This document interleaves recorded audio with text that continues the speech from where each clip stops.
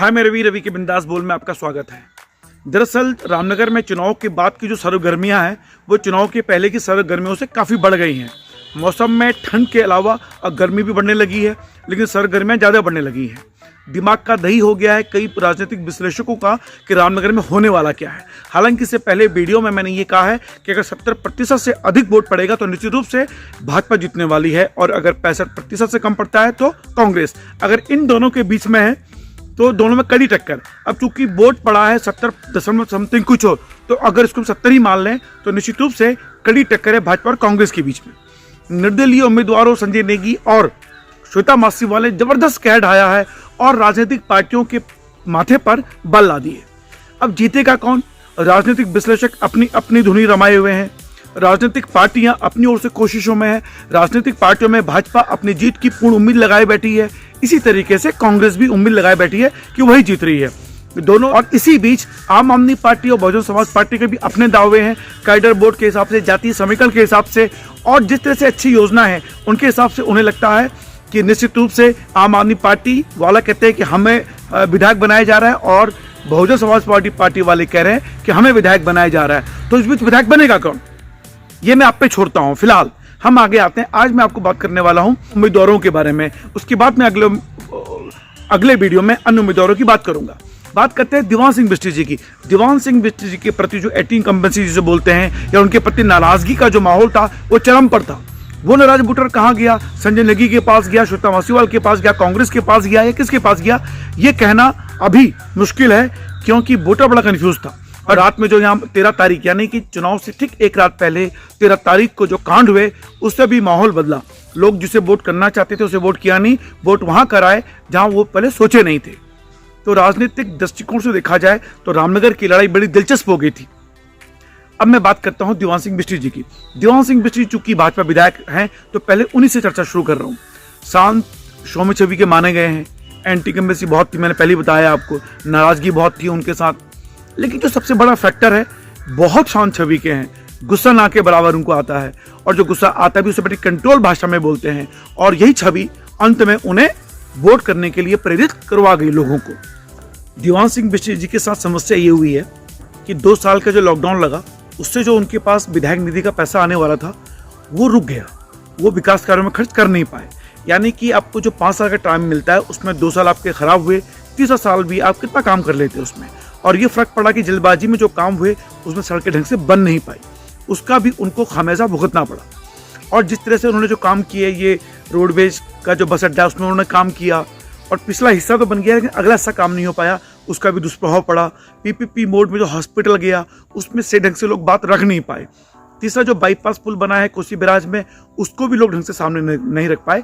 ऐसा बीजेपी वालों का मानना है कि 400 करोड़ रुपए के काम हुए, और निश्चित रूप से इन 5 सालों में विकास कार्य हुए। उन विकास कार्यों को ढंग से नहीं रख पाए भाजपा के कार्यकर्ता, या भाजपा का सोशल मीडिया जो यहाँ रामनगर में है वो लोगों को पेश नहीं कर पाया। उससे क्या है कि ऐसा होता है कि जब हम अपने छोटे छोटे हमारे काम होते हैं, उन कामों को हम ढंग से रख नहीं पाए भाजपा के कार्यकर्ता अपने विधायक के, उसका खामियाजा उन्हें भुगतना पड़ा। अगर ये काम ढंग से रख पाते तो निश्चित रूप से भारतीय जनता पार्टी को, रामनगर वाले इस काम को ढंग से करते तो मुझे लगता है कि इस स्थिति में उनको नहीं आना पड़ता, और यहाँ उनको थोड़ा सा परेशानी हुई है। अब हम बात करते हैं महेंद्र पाल सिंह जी की। महेंद्र पाल सिंह जी जब यहाँ शामिल हुए, वोट जब उनको उम्मीदवार बनाया गया, देखिए पहले रणजीत रावत, हरीश रावत के बीच की उहापोह में अचानक से पैराशूट उम्मीदवार उतारा गया। इससे भाजपा बड़ी खुश हो गई, और उसी दिन दीवान सिंह बिष्ट जी को बधाइयाँ दी जाने लगी कि आप किस्मत के बड़ी धनी हैं, आप राजयोग लिखा के आए हैं, लीजिए आपकी एक तरफा जीत, आपको जीत मुबारक हो। लेकिन जब इसी बीच संजय नेगी ने निर्दलीय नामांकन भरा तो समीकरण बदलने शुरू हुए, और उसके बाद महेंद्र पाल सिंह जी की जो छवि थी, देखिए महेंद्र पाल सिंह जी की हम बात करें तो उनमें सिर्फ एक कमी थी, और वो था उनका पैराशूट उम्मीदवार होना। हालांकि सांसद रहे हैं नैनीताल संसदीय क्षेत्र से, तो रामनगर भी उसी क्षेत्र में। आपसे आगे बढ़ने से तिल जाए, प्लीज इस वीडियो को शेयर लाइक जरूर करें और इस चैनल को सब्सक्राइब करें। आपके सब्सक्रिप्शन से ही हम आगे बढ़ते हैं। और आपसे रिक्वेस्ट है, अगर आप हमें फंड देना चाहें तो डिस्क्रिप्शन पे मैं अपना गूगल पे नंबर डाल, अपना अकाउंट नंबर डाल रहा हूँ, ताकि हम निष्पक्षता पत्रकारिता करते रहें और आप लोगों के आशीर्वाद से आगे बढ़ते रहें। फिलहाल पैराशूट छवि के अलावा देखा जाए तो विपक्ष के पास उन पर काउंटर अटैक करने के लिए कोई भी कारण नहीं था कि उन पर काउंटर अटैक किया जाए। शांत छवि के हैं, मृदुभाषी हैं, हाईली एजुकेटेड हैं, हाई कोर्ट के वरिष्ठ वकील हैं, लोगों की समस्याएं सुनते हैं, एक बेदाग छवि के हैं, ईमानदार माने जाते हैं और ऐसी छवि को लोग पसंद करते हैं और यही छवि का फायदा हुआ कांग्रेस को। तो यहाँ जो कांग्रेस का संगठन था जो रणजीत सिंह रावत जी ने तैयार किया था, उस संगठन के पास उनके व्यक्तित्व को सामने लाने की चेष्टा हुई और अपने कैडर बोर्ड को ये संभाल पाए, सिर्फ इसलिए कि महेंद्र पाल सिंह जी की एक शानदार छवि है। हालांकि पहली बार जब मैं उनका इंटरव्यू लेने गया तो उनके आसपास के लोगों ने मेरे साथ कुछ बदतमीजी करने की कोशिश की, लेकिन महेंद्र पाल सिंह जी, मैंने उस वीडियो में भी कहा, उनकी कोई गलती नहीं थी। वो शांत थे, नए थे, तो समझ नहीं पाए किसी को। वो जवाब खुद देना चाहते थे पर आसपास के लोगों ने जवाब उनको देने नहीं दिया। बहरहाल उनकी शांत छवि के कारण विपक्ष को उनके पास पैराशूट छवि के अलावा उन पर कुछ करारा जवाब करने की स्थिति में नहीं थे। तो कांग्रेस का संगठन रामनगर में महेंद्र पाल सिंह जी के स्वच्छ छवि को लेकर जब सामने गया तो कैडर बोर्ड धीरे धीरे आप यूं कहिए कि महेंद्र पाल सिंह जी कछुए की गति से आगे बढ़ते गए और अंतिम दौर में यानी 14 फरवरी को सबसे आगे वो खड़े हो गए दीवान सिंह बिष्ट जी के बगल में। तो यानी कि कांग्रेस को बहुत फायदा हुआ उनकी स्वर्ण छवि का, कैडर बोर्ड संभाल पाए सब लोग। महेंद्र पाल सिंह जी को निश्चित रूप से रणजीत रावत जी द्वारा किए गए जो 5 साल के जो कार्य हैं, जमीनी स्तर पर काम किया, डोर टू डोर उन्होंने कैंपेनिंग करी और एक जबरदस्त रूप से एक माहौल बनाया था अपने लिए, उसका सीधा फायदा महेंद्र पाल सिंह जी को होने जा रहा है।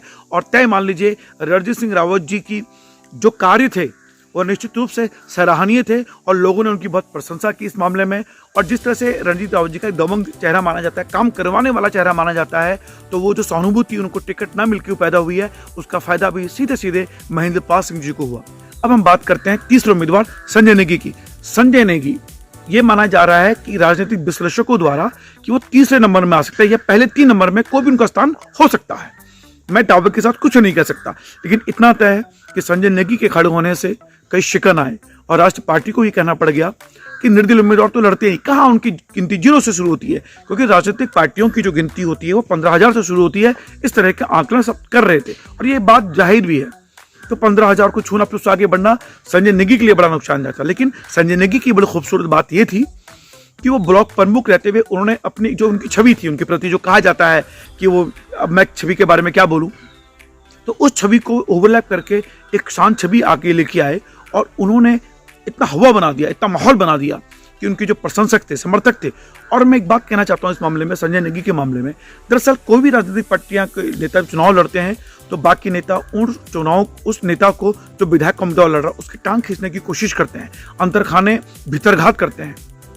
लेकिन संजय नेगी के साथ इससे उलट, जो नाराज कांग्रेसी कार्यकर्ता था वो संजय नेगी में अपना चेहरा देख रहा था और संजय नेगी को लड़ा रहा था दिल से, और युवा बड़े उत्साह के साथ उसे लड़ाया जा रहा था। हालांकि उन पर आरोप लगे कि संजय नेगी तो चुनाव लड़ रहे हैं तो ये कॉलेज जो चुनाव होते हैं छात्र के, उसके आधार पे उसी तरह का चुनाव लड़ रहे हैं।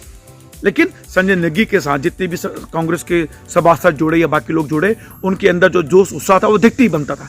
यानी कि वो लोग, उनको ऐसा लगा कि संजय नेगी नहीं, वो खुद चुनाव लड़ रहे हैं। तो ये संजय नेगी की सबसे बड़ी पूंजी थी जो उसे पहले 3 नंबर में लेके आने वाली है इस चुनाव में। संजय नेगी के चुनाव लड़ने की कहानी भी बड़ी दिलचस्प है।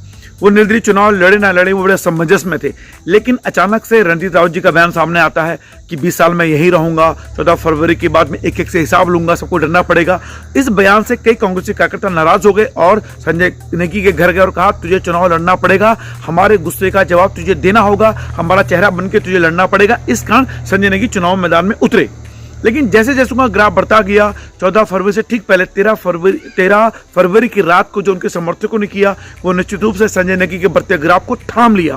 दरअसल ये हुआ कि 13 तारीख की रात को सावलदे में संजय नेगी के समर्थकों ने दीवान सिंह बिष्ट के पुत्र की, जगमोहन सिंह बिष्ट की गाड़ी पकड़ी और उसमें जो 3 लोग बैठे थे उनके साथ हाथापाई करी और उस हाथापाई से यानी कानून को अपने हाथ में लेने की कोशिशें करी।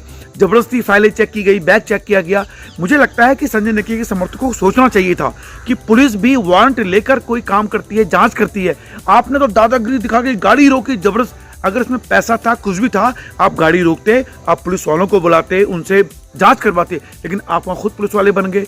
इस तरह की चीजें लोगों को रास नहीं आई और रातों रात जो संजय नेगी के पक्ष में वोटर था वो एकदम से बदल के भाजपा की ओर चला गया, क्योंकि भाजपा के कई वोटर संजय नेगी को वोट करना चाह रहे थे। दूसरा, खताड़ी में जो उनके शराब की बोतलें पकड़ी गई उनके समर्थकों के पास, उससे भी खताड़ी में उन्हें बहुत नुकसान हुआ। यानी कि संजय नेगी को ये जो 2 कांड हुए उनको जबरदस्त नुकसान हुआ। यानी कि उनकी जो इतने 15 दिन की मेहनत थी वो रातों रात बर्बाद होने की कगार में आ गई। इस कारण से उनको बहुत नुकसान हुआ। ये जान लीजिए कि संजय नेगी टॉप 3 में कहीं भी आ सकते थे, लेकिन मुझे लगता है कि इस घटना से वो तीसरे से चौथे नंबर पे ना आ जाए। लेकिन फिलहाल जो उन्होंने मैनेजमेंट का काम किया उससे वो तीसरे नंबर पे बरकरार मुझे लग रहे हैं राजनीतिक विश्लेषकों के अनुसार। अब मैं बात करता हूँ श्वेता मासीवाल जी की। श्वेता मासीवाल जी भी एक शांत, एक महिला चेहरा माना गया, समाज सेवी चेहरा माना जाता है, एनजीओ से जुड़ा हुआ चेहरा माना जाता है। स्वयं सेवा समूह के साथ जोड़ के उन्होंने अपने चुनाव प्रचार तो बहुत पहले से स्टार्ट कर दिया था। हालांकि उन्होंने चुनाव के घोषणा के बाद अपनी दावेदारी पेश की और ये बताया कि वो चुनाव लड़ने जा रही हैं। लेकिन ये बड़ा दिलचस्प मामला है कि ये लोगों द्वारा कहा गया कि अगर श्वेता मासीवाल बहुत पहले आती तो निश्चित रूप से श्वेता मासीवाल सबसे आगे आ गई, क्योंकि एक महिला चेहरा है, शांत छवि का चेहरा है, शराब उनके उसमें नहीं बांटी गई है, ये आप तय मान लीजिएगा। तो एक स्वच्छ छवि से वो आगे बढ़ते रही और एक ऐसा चेहरा है कि उनके भाई श्रुति मासीवाल भाजपा के बहुत बड़े नेता रहे हैं, एक अच्छी छवि रही है। तो जितना भी जो बाजार का जो वोटर है ये माना जाता है कि श्वेता मासीवाल के समर्थन में रहा और फिलहाल वो जंगल जमीन की लड़ाई लड़ती रही हैं, डाउन टू अर्थ मुद्दे उठाती रही हैं। तो ऐसे मुद्दों के कारण जो जमीनी लोग थे उनसे जुड़ते चले गए। अब जब ये लोग उनसे जुड़ते चले गए तो ये कहानी और दिलचस्प मोड़ में आ गई कि श्वेता मासीवाल किसके वोट ले रही हैं। 1 ग्राम की बात करें तो 1 ग्राम के लोग श्वेता मासीवाल जी के साथ खड़े हो गए। आप ये बता लीजिए, बहुत कम समय में हर बूथ पे लगभग हर बूथ पे उनके लोग थे। यानी कि श्वेता मासीवाल जी भी कड़ी टक्कर देने जा रही हैं। ये मैं 2 निर्दलीय उम्मीदवारों की बात कर रहा हूं। अब मैंने आम आदमी पार्टी और बहुजन समाज पार्टी की बात क्यों नहीं की पहले, क्योंकि आम आदमी पार्टी और बहुजन समाज पार्टी की बात करते जो हम जा रहे थे, हालांकि आम आदमी पार्टी और बहुजन समाज पार्टी भी कड़े रूप से आगे आ रहे हैं। उनके लिए चर्चा अगले वीडियो में मैं करने वाला हूं। फिलहाल मैंने पहले 4 लोगों की बात की आज, और इन 4 लोगों ने क्या कहर बरपाया ये आप देख सकते हैं, क्योंकि ये 4 मुझे लगता है अपनी ओर से और राजनीतिक विश्लेषकों के अनुसार पहले 4 नंबर पे ये लोग रहने वाले हैं, ऐसा मानना है लोगों का। उसी के आधार पे मैंने अपनी इस वीडियो में इन 4 लोगों को सामने रखा है। बाकी के जो अन्य 7 उम्मीदवार हैं उनके लिए मैं अगला वीडियो बनाऊंगा, क्योंकि बहुत लंबा वीडियो लोग देखते नहीं है। तो फिलहाल इन 4 में यानी कि देवान सिंह बिष्ट, महेंद्र पाल सिंह जी, संजय नेगी और श्वेता मासीवाल, जबरदस्त रूप से इनके लिए एक माहौल बना और ये 4 लोग सबसे आगे रहे चुनाव में।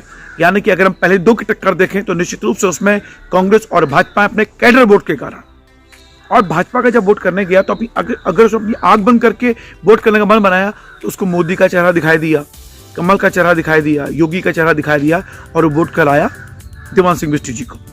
कांग्रेस की बात करें, कैडर वोट, और वो जिसने आग बंद करी उसने कहा अगर भाजपा जीत गई तो योगी आ जाएगा, मोदी आ जाएगा, तो उस डर के कारण वोट गया कांग्रेस को।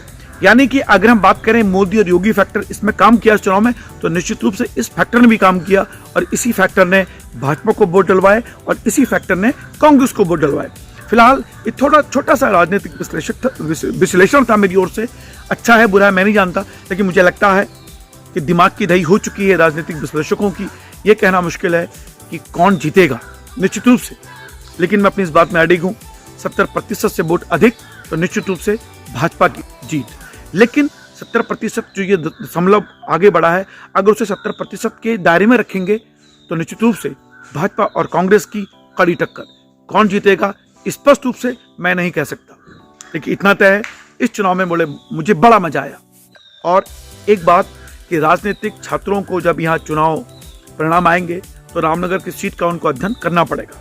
व्यक्तिगत रूप से इस सीट का मुझे अध्ययन करना है ताकि अगले आने वाले चुनावों के लिए हम एक मॉडल तैयार कर सकें कि किस आधार पे वोट पड़ते हैं। फिलहाल इस वीडियो में इतना ही। अगर वीडियो पसंद आए तो शेयर लाइक जरूर करें, इस चैनल को सब्सक्राइब जरूर करें, इतनी विनती आप लोगों से मेरी है। रवि के विदास बोले फिलहाल इतना ही। जय उत्तराखंड, जय रामनगर, जय मतदाता, जय लोकतंत्र।